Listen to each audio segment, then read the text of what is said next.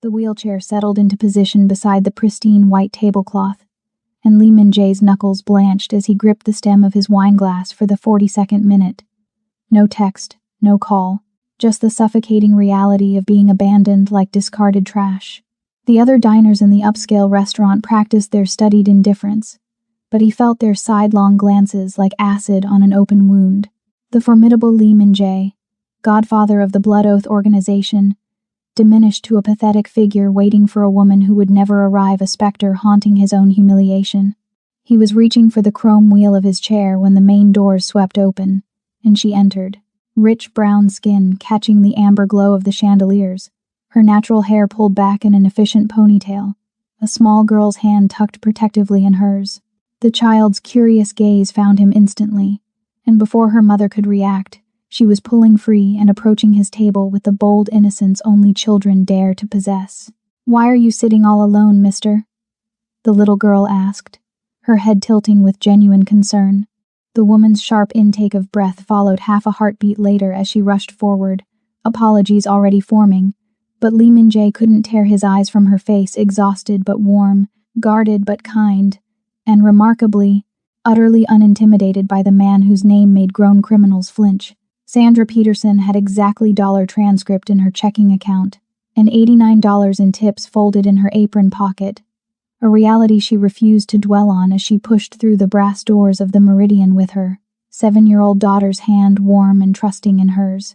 The interview at the catering company 3 blocks away had been promising, or at least that's what she told herself, but "we'll be in touch" usually meant radio silence. Still, she'd promised her daughter they'd celebrate her good behavior with dessert at the fancy restaurant where Sandra worked the dinner shift, and Sandra Peterson never broke promises to her baby girl, even when keeping them meant choosing between groceries and the electric bill. The restaurant smelled like aged wine and rosemary, luxurious and foreign compared to their cramped studio apartment they'd just left. Sandra scanned the dining room with practiced efficiency, a business couple negotiating over appetizers, an elderly foursome lingering over coffee, and a man in a wheelchair positioned near the floor-to-ceiling windows, his profile sharp and striking in the late afternoon light filtering through the glass, tattoos visible at his collar despite the expensive white dress shirt. "Mama, can I get the chocolate torte? The one with the gold leaf?" Her daughter tugged her hand, practically vibrating with excitement. "We'll see, baby," Sandra murmured, her attention catching on the untouched place setting across from the man, the empty chair that seemed to radiate rejection, and the expression on his face devastating and all too familiar, the look of someone abandoned and trying desperately not to show it. Sandra caught him the next evening during the lull between the early and late dinner services, her daughter conspicuously absent, her expression professionally apologetic in a way that made Lee Min-jae's jaw tighten with unexpected irritation. She approached his usual table near the windows he'd returned, though he couldn't articulate why with her server's posture perfect, hands clasped in front of her apron. "Mr. Lee, I wanted to apologize for yesterday. My daughter shouldn't have bothered you like that. It was inappropriate, and I—" "Stop." The single word cut through her rehearsed speech like a blade through silk. He set down his wineglass with deliberate care, his dark eyes lifting to meet hers with an intensity that made her breath catch. "Your daughter wasn't rude. She was honest. Do you know how rare that is in my world?" Sandra's carefully constructed composure faltered.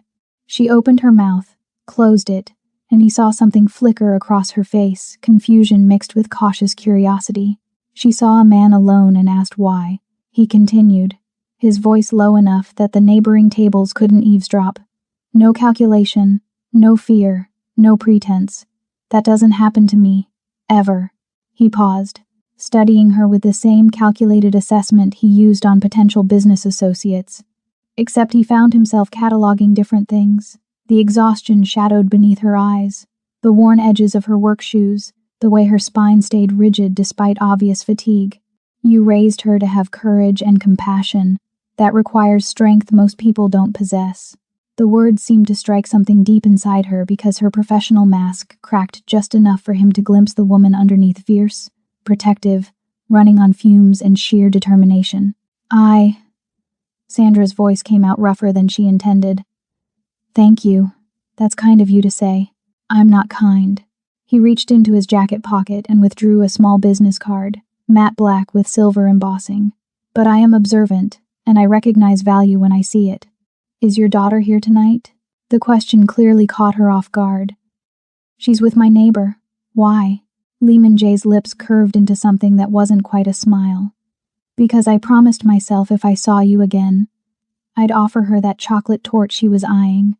Bring her tomorrow, 6 o'clock, my treat. Mr. Lee, we can't possibly. You can. You will. He slid the business card across the white tablecloth with 2 fingers, the gesture somehow both casual and commanding. And when you come, we'll discuss an opportunity that might interest you.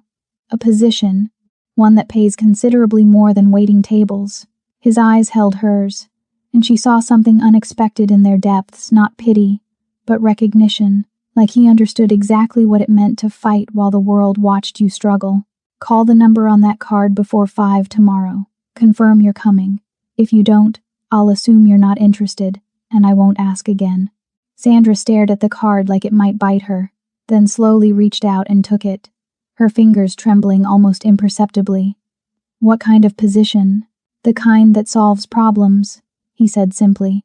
Including yours. 6 o'clock, Sandra. Don't be late. He knew her name. She hadn't told him her name. 3 weeks passed before Sandra touched the black business card again. It had lived in her apron pocket through countless shifts, growing soft at the edges from her nervous habit of running her thumb across the embossed silver lettering.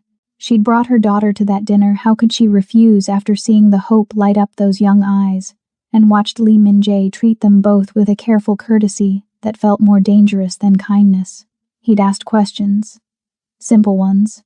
About her daughter's school, her favorite subjects, what she wanted to be when she grew up. He'd listened with the focused attention of someone conducting an interrogation, except his eyes had been warm, almost gentle. Then he'd slid an envelope across the table. Inside, a job offer typed on heavy cardstock. Personal assistant, salary that made her head spin, benefits that included private health care and education stipends. She'd taken it home, read it 17 times, and never called the number. She couldn't afford to enter his world. Men like Lehman J didn't offer salvation, they offered transactions, and the cost always came due eventually. But the universe had a vicious sense of timing. Sandra was halfway through her Thursday evening shift when her phone buzzed with a number she didn't recognize. Her neighbor's panicked voice crackled through. Her daughter had fallen at the playground. Possible broken arm. Ambulance called. The emergency room visit turned into x-rays, which turned into a consultation with an orthopedic surgeon, which turned into a bill that landed in her trembling hands like a death sentence. $8,462. She had $891 in savings. No insurance that covered this. No family to call. No options except payment plans that would strangle her budget for the next 5 years, assuming they'd even approve her. Sandra sat in the hospital corridor with her sleeping daughter's head in her lap, the little girl's arm now casted and cradled carefully, and pulled out the business card with hands that had finally stopped shaking from adrenaline. The embossed letters caught the fluorescent lighting. Lehman J. Private line. Her thumb hovered over her phone screen for a full minute before she typed the message. This is Sandra Peterson. Is your offer still available? The response came in less than 30 seconds. Yes. My driver will collect you tomorrow. 10 a.m. Bring your daughter, we'll talk. Sandra closed her eyes and felt the weight of the decision settle into her bones like stones sinking in deep water. She'd been drowning for years, working herself to exhaustion and still falling behind. Maybe it was time to stop fighting the current and see where it carried her. Even if the man offering the lifeline was the most dangerous person she'd ever met. Her phone buzzed again. The medical bill has been handled. Consider it a signing bonus. Sandra's breath caught in her throat. She looked down at the invoice still clutched in her other hand, then back at the message on her screen. He'd known. Somehow, impossibly. He'd known exactly when she'd break. The black town car idled outside her apartment building at exactly 10 a.m., sleek and out of place among the rusted sedans and dented pickup trucks that lined the cracked pavement. Sandra watched it from her third-floor window, her daughter pressed against her side, the girl's casted arm cradled protectively. The driver stepped out, a broad-shouldered man in a dark suit, who moved with the controlled efficiency of someone trained for violence and opened the rear door. Lee Min-jae didn't emerge. Instead, his voice carried up through the morning air, calm and unmistakable. "Sandra, we can talk here, or you can come down. Your choice." She felt her daughter's curious gaze on her face.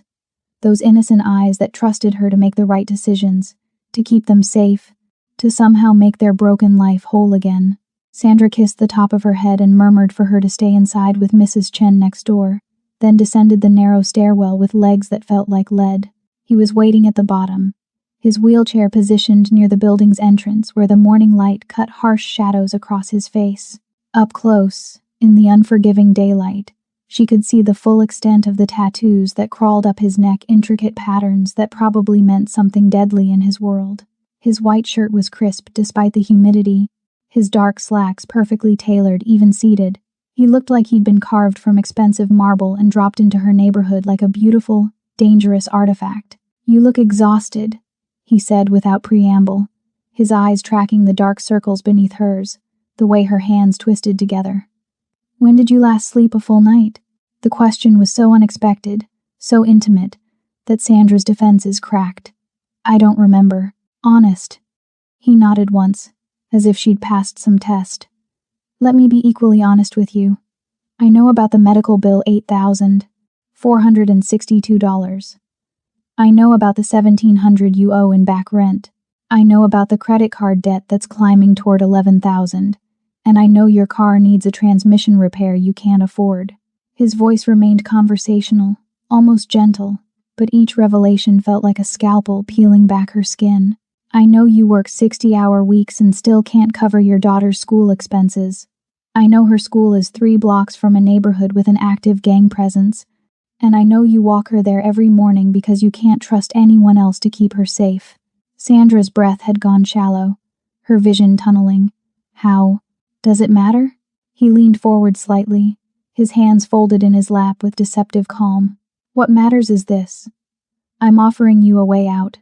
Personal assistant position, $100,000 annual salary, full benefits that include private health care with no deductibles, education stipend for your daughter that covers private school tuition, and a housing allowance that will get you both out of this building and into somewhere safe." He paused, letting the numbers sink in like anchors. "The work is legitimate, managing my schedule, handling correspondence, organizing meetings. You'll see things most people don't see, hear things most people shouldn't hear, but you'll never be asked to participate in anything illegal." "Why me?" Her voice came out barely above a whisper. "Because you have something I need more than fear or loyalty." His dark eyes held hers with unsettling intensity. "You have integrity that hasn't been broken by desperation, yet." He glanced up at her window, where she knew her daughter was probably watching despite instructions. "I need an answer by 6 o'clock tonight.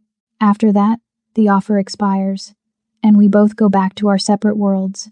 Think carefully, Sandra. Some lifelines only get thrown once."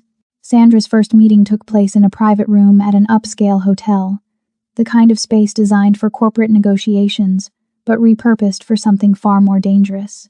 She'd spent her first week learning Min-jae's systems, his scheduling preferences, his encrypted communication protocols, the careful language he used to discuss business that sounded legitimate on the surface but carried weights and measures she was learning to decode.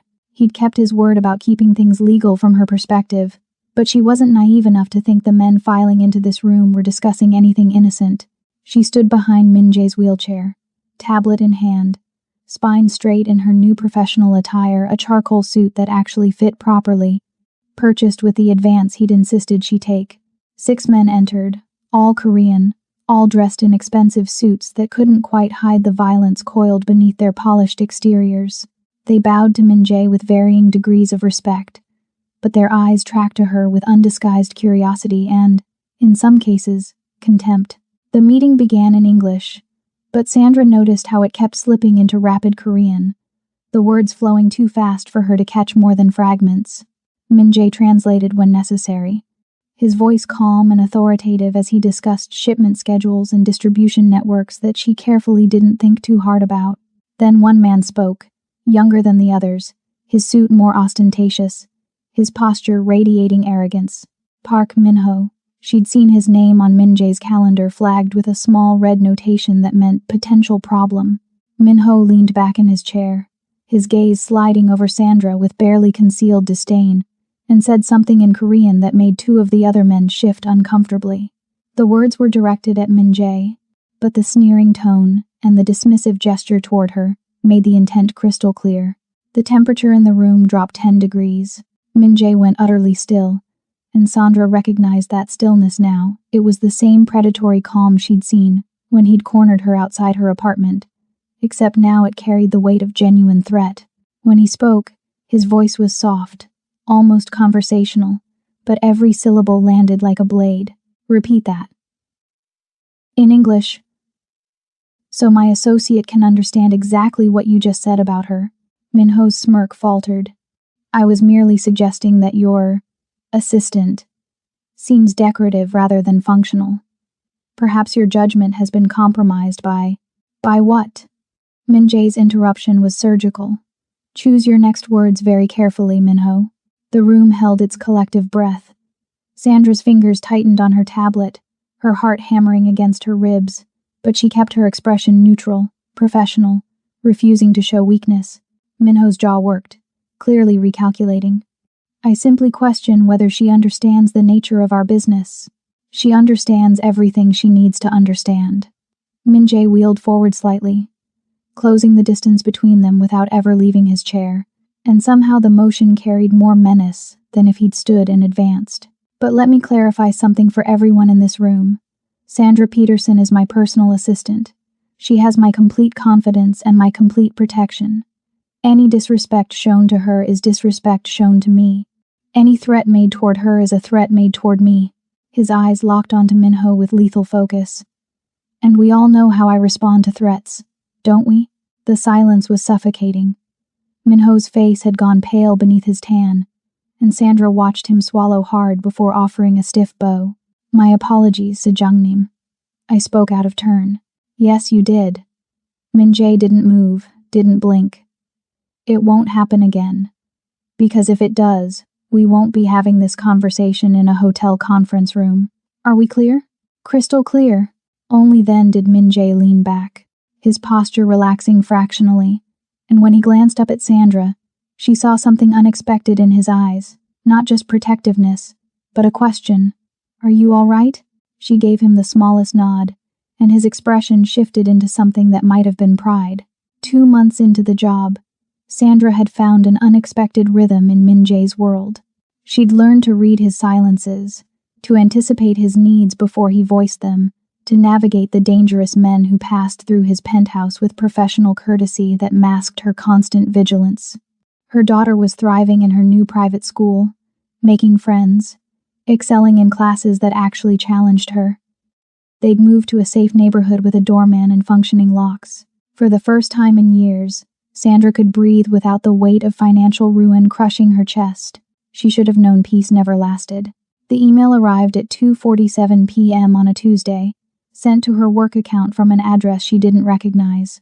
No subject line, no message, just an attachment that made her blood turn to ice the moment it loaded on her screen.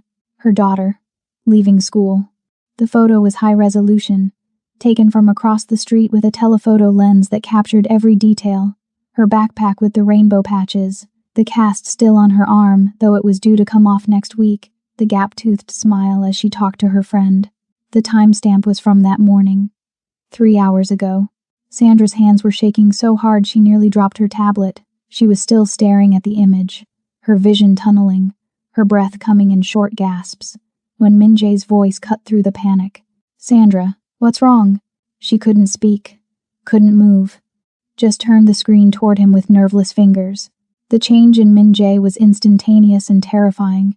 The careful control he maintained, the measured calm that defined every interaction, shattered like glass.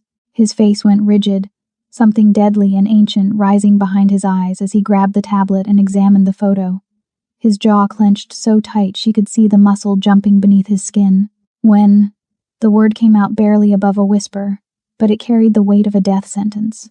This morning, 3 hours ago. Her voice cracked. Min-jae. Who? He was already scrolling, his fingers moving with furious precision across the screen. The email routing is masked, but the metadata. He went utterly still, and when he looked up, Sandra had never seen another human being radiate such cold, focused rage. Park Min-ho. The name landed between them like a grenade.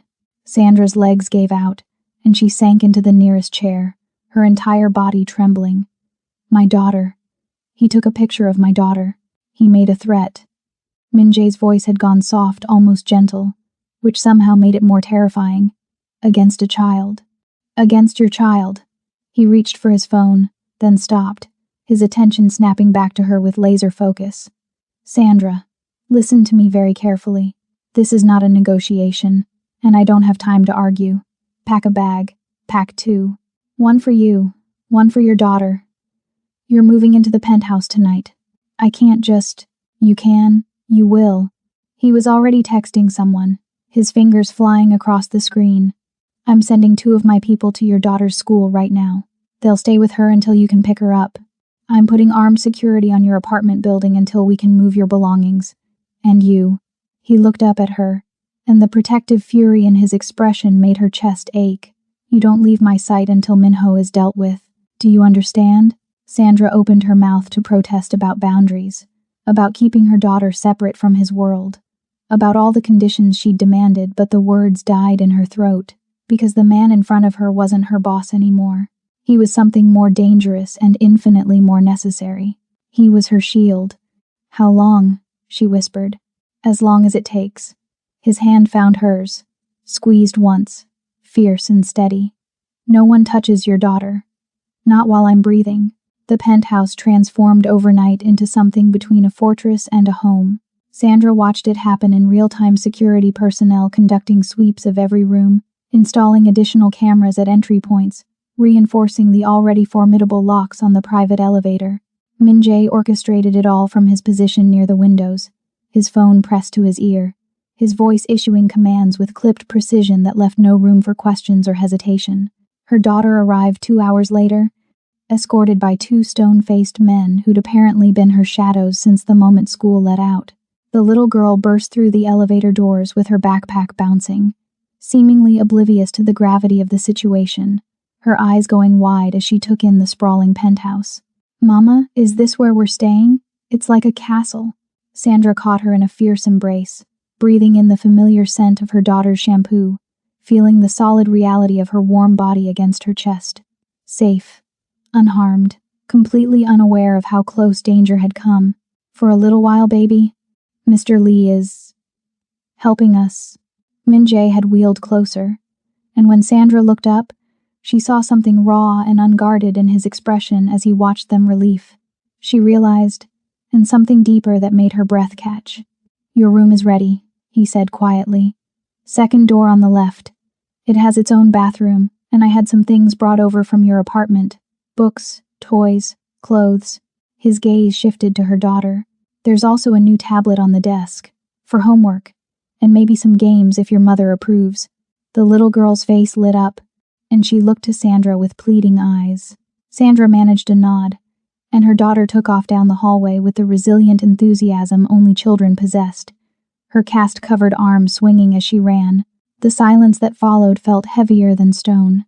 She doesn't know, Sandra whispered. She has no idea what almost happened. Good. Min-jae's voice was rough. She should never have to know. This is my fault, Sandra.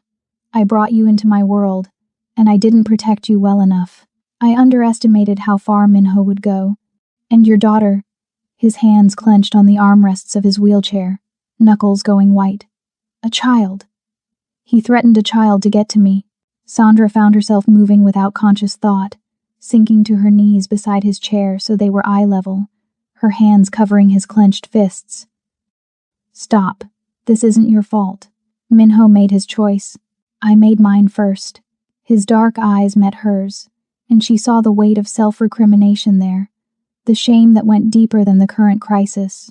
I chose to pursue you, to pull you into this life. I told myself it was because you were competent, because you had integrity, but the truth is, he exhaled shakily, the truth is I wanted you close. From that first moment when your daughter looked at me without fear, When you looked at me without pity, I wanted." He stopped, jaw working. "I'm a selfish man, Sandra. A broken one. And I've put you and your daughter in danger because I couldn't let you go." "Broken." Sandra repeated the word softly, her thumb brushing across his knuckles. "You think you're broken because of this?" She gestured to the wheelchair. "I know I am." His voice had gone flat, matter of fact. "I can't stand, can't run, can't protect the people I—" He cut himself off, but the unfinished sentence hung between them like a confession. "You moved us into your home within hours. You put armed guards on my daughter before I even finished processing what was happening. You're orchestrating a response that clearly terrifies Minho enough that he resorted to threatening a child." Sandra leaned closer, her hand coming up to cup his jaw, forcing him to hold her gaze. "You're not broken, Min-jae. You're the strongest man I've ever met. And somewhere along the way, between the job offer and the signing bonus and watching you defend me in that conference room, I stopped seeing you as my boss." His breath caught. "What do you see?" "Someone I trust." She paused, her heart hammering. "Someone I care about, more than I should." The admission settled between them like a struck match, small and dangerous, and capable of igniting everything. Min-jae's hand rose slowly, carefully, his fingers threading through her hair with a gentleness that belied the violence coiled in his frame. "You shouldn't," he whispered. "I'm everything you tried to keep your daughter away from. I know." Sandra's eyes didn't waver. "But you're also the reason she's safe right now. You're the reason we're both safe. So maybe I'm selfish too." His forehead dropped to rest against hers, and for a moment, the formidable godfather of the Blood Oath organization was just a man holding on to something precious he didn't believe he deserved. He left before dawn on a Thursday, and Sandra woke to find only a note on the kitchen counter in his precise handwriting. "Keep her safe. I'll handle the rest. Don't leave the penthouse." 3 days of silence followed. Sandra tried to maintain normalcy for her daughter's sake, helping with homework at the dining table, watching movies on the massive screen, exploring the penthouse like it was an adventure rather than a gilded cage. But at night, after her daughter fell asleep in the guest room surrounded by stuffed animals and new books, Sandra stood at the floor-to-ceiling windows and stared out at the city lights, her reflection ghostly in the glass, and wondered if Min-jae was still breathing. The security team rotated shifts with military precision but offered no information beyond clipped reassurances that the situation was being handled. She caught fragments of phone conversations in Korean, tense voices discussing movements and confirmations that made her stomach clench with dread. This was the part of his world she'd been protected from: the violence, the war, the cost of power measured in blood and bodies. On the third night, at 2:17 a.m., the private elevator chimed. Sandra was off the couch before conscious thought, her heart in her throat, her body moving toward the sound. The door slid open, and Min-jae emerged alive, whole but transformed. His white shirt was gone, replaced by a black t-shirt that showed the full extent of his tattoos. There was dried blood on his knuckles, a cut above his eyebrow that had been cleaned but not properly treated, and an exhaustion in his eyes that went bone deep. Their gazes locked, and the air between them crackled with everything unsaid. "Is it done?" Sandra's voice came out barely above a whisper. "It's done." He wheeled forward slowly, and she saw the weight of whatever he'd done in the rigid set of his shoulders, the haunted look beneath the exhaustion. Minho won't threaten anyone again. Neither will his organization. It's finished. Sandra closed the distance between them in 3 steps and dropped to her knees in front of his wheelchair, her hands finding his bloodied ones, not caring about the evidence of violence still marking his skin. "Are you hurt?" "No." The single word cracked on the way out. "Sandra, I need to know." I was terrified. The confession burst out of her like a dam breaking. "For 3 days, I didn't know if you were alive or dead, and I realized that somewhere between you paying my daughter's medical bills and defending me in that conference room and pulling us into your home to keep us safe, I stopped being able to imagine my life without you in it." Her voice shook, but she didn't look away. "I love you. I don't know when it happened or how, but I do. And if you died out there," his hand came up to cup her face, thumb brushing away tears she didn't realize were falling. "Stop. I'm here. I'm not going anywhere." "You can't promise that." Her fingers tightened on his. Your world doesn't allow for promises like that. Then let me promise you this instead. He leaned forward, his forehead touching hers, his voice dropping to something raw and unguarded. Everything I did these past 3 days, every choice I made, every line I crossed, it was for you, for her, for the family you've become to me. His breath was warm against her lips. I went to war, Sandra, and I won, because the alternative was losing you, both of you, and I'm not strong enough to survive that. Min Jae, be mine. The words were part command, part plea. Not as my assistant, not as someone I employ. Be mine. Let me be yours. Let me protect you and your daughter, not because I pay you, but because you're my family. The only family that matters. Sandra's breath caught, her heart hammering so hard she could hear it in her ears. You're asking me to choose you. Fully. Knowing what you are, what your life is. Yes. No apology. No softening. I'm asking you to choose the monster who loves you more than his own life. She looked at him, this dangerous, broken, beautiful man who'd systematically dismantled every wall she'd built to survive, who'd offered her salvation and demanded nothing but honesty in return, who'd gone to war for her daughter without hesitation. I already chose you, Sandra whispered against his mouth. 3 days ago, when you left, and I realized I'd rather have you alive and dangerous than safe and alone. I choose you, Min Jae. I choose us. When he kissed her, it tasted like promises written in blood and devotion, forged in fire. The kind of love that didn't ask permission and didn't apologize for existing. The sound of small feet padding across hardwood broke through the moment like a stone through still water. Sandra pulled back first, her maternal instincts overriding everything else. Her head turning toward the hallway where her daughter stood in her pajamas, backlit by the soft glow of the nightlight they'd installed in her room. Mama?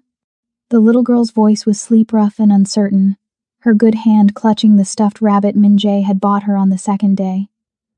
I heard voices. I got scared. I'm here, baby.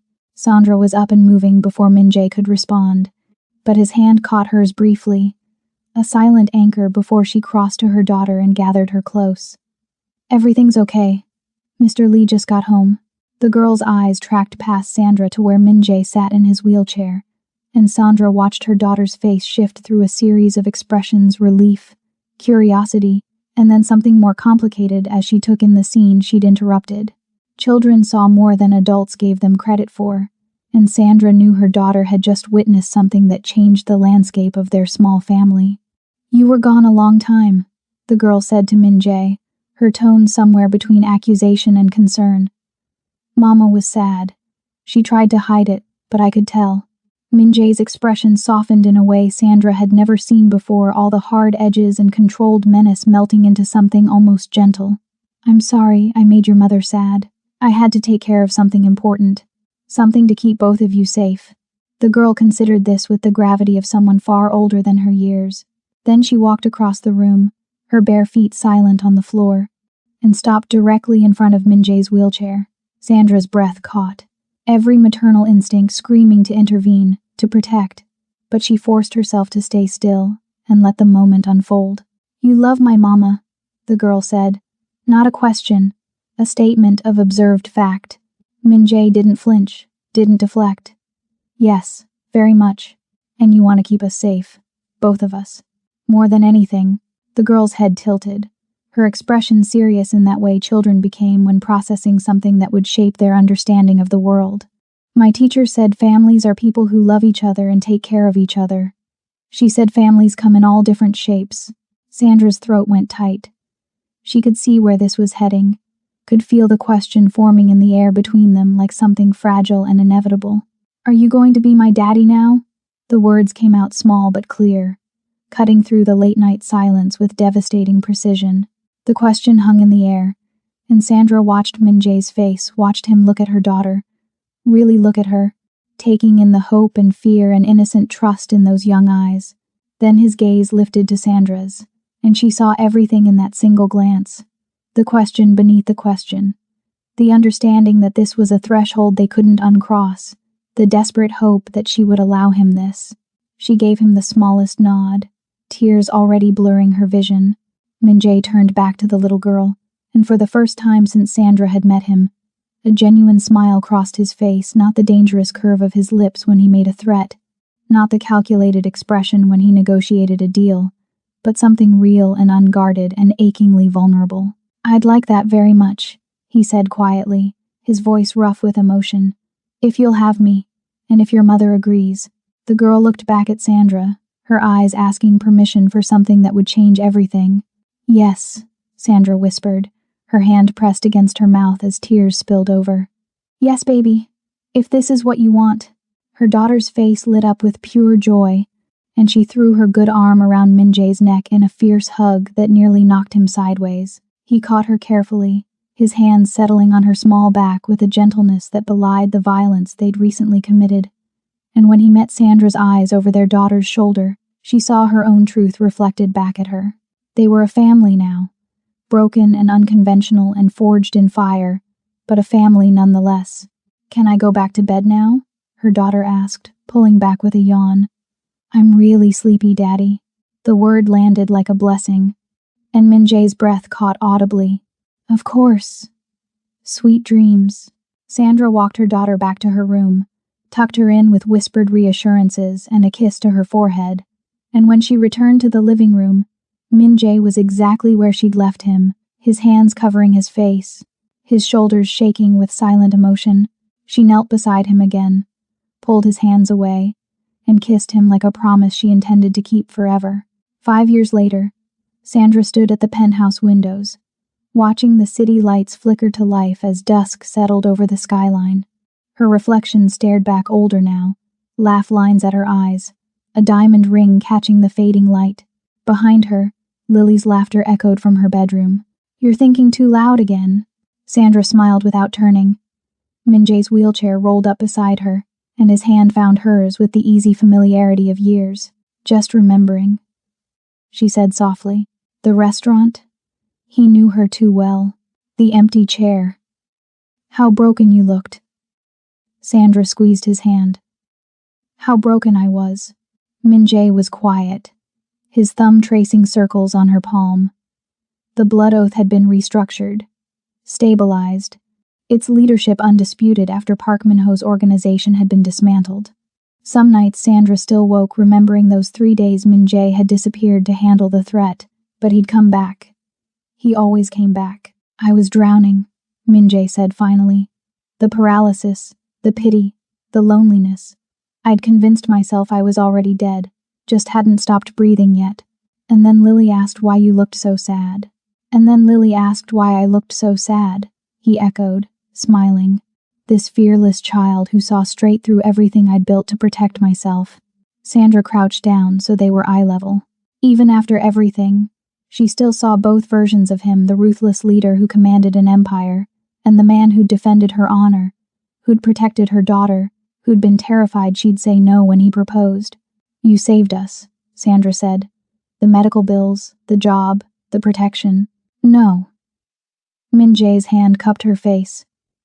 "You saved me first. You and Lily. You looked at me like I was still a person worth knowing. Like the wheelchair was just a chair, not a prison sentence." His voice roughened. "You gave me a reason to keep fighting when I'd forgotten why I was alive." "We saved each other," Sandra corrected gently. "Mama! Min-jae!"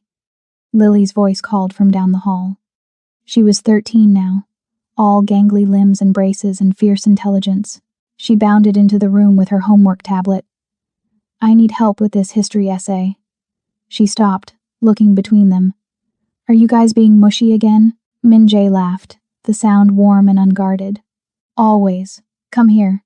Lily rolled her eyes but leaned against Min-jae's wheelchair, and Sandra stood, wrapping her arms around both of them. This impossible, unconventional family they'd built from desperation, and something that had surprised them both by turning into love. "Tell me something," Min-jae said to Lily. "If you could go back and warn your 7-year-old self about anything, what would it be?" Lily considered this seriously. "I'd tell her that the sad man at the restaurant is going to become the best dad she could ask for," she grinned. "Even if he does make me do extra math homework."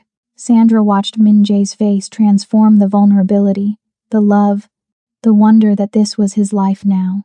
We were both so scared, Sandra murmured. We were both so broken, Min-jae agreed. And somehow, Lily added, you fixed each other. Outside, the city continued its endless rhythm. Inside, 3 people who'd found each other in the most unlikely circumstances stood together, proof that sometimes salvation comes from the most unexpected places. Sometimes from a child's innocent question, sometimes from a single moment of being truly seen, and sometimes, if you're very lucky, it comes wrapped in a second chance neither of you thought you'd get. If you enjoyed this story, please subscribe for more emotional, unexpected love stories. Don't miss the next chapter in someone's second chance at happiness.